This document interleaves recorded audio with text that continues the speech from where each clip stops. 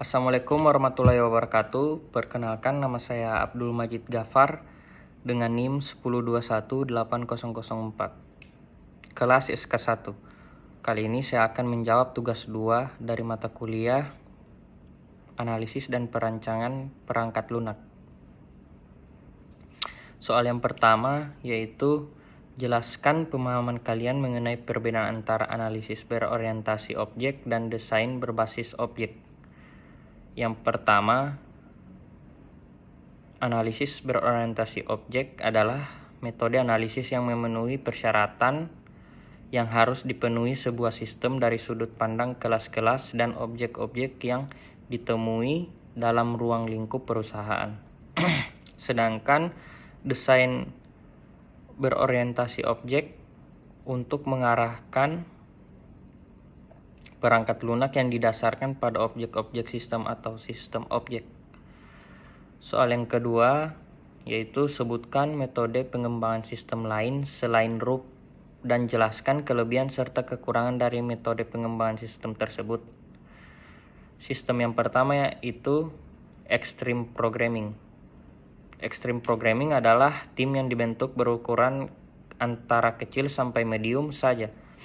Tidak perlu menggunakan sebuah tim yang besar. Hal ini dimaksudkan untuk menghadapi requirement yang tidak jelas maupun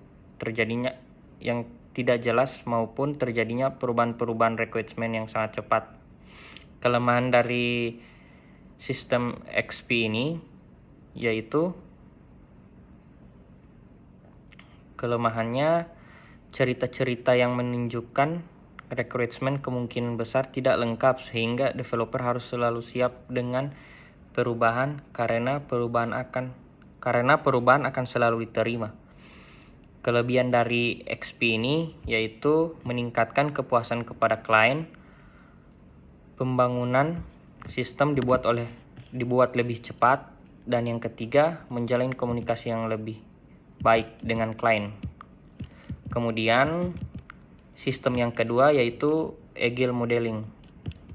Merupakan filosofi tentang bagaimana membangun model dengan beberapa di antaranya dilakukan dengan format yang terperinci sedangkan model lain beberapa ada yang dilakukan secara samar dan minimalis. Kelebihan dari Agile Modeling ini yaitu meningkatkan kepuasan kepada klien, pembangunan sistem dibuat lebih cepat, dan yang ketiga, mengurangi risiko kegagalan implementasi software dari segi non-teknis. Kekurangan dari sistem Agile Modeling ini adalah developer harus selalu siap dengan perubahan karena perubahan akan selalu diterima. Dan yang sistem yang terakhir yaitu Scrum merupakan suatu kerangka kerja, jadi tidak menyediakan deskripsi rinci tentang bagaimana segala sesuatu harus dilakukan pada proyek. Berbeda dengan XP yang lebih berfokus pada proses teknis penulisan kode program, Scrum lebih difokuskan pada manajemen organisasi dalam pembuatan perangkat lunak. Kelebihan dari sistem Scrum ini, yang pertama, keperluan berubah dengan cepat. Yang kedua, pekerjaan terbagi-bagi sehingga dapat diselesaikan dengan cepat. Dan yang ketiga, dokumentasi dan pengujian terus-menerus dilakukan setelah software dibangun.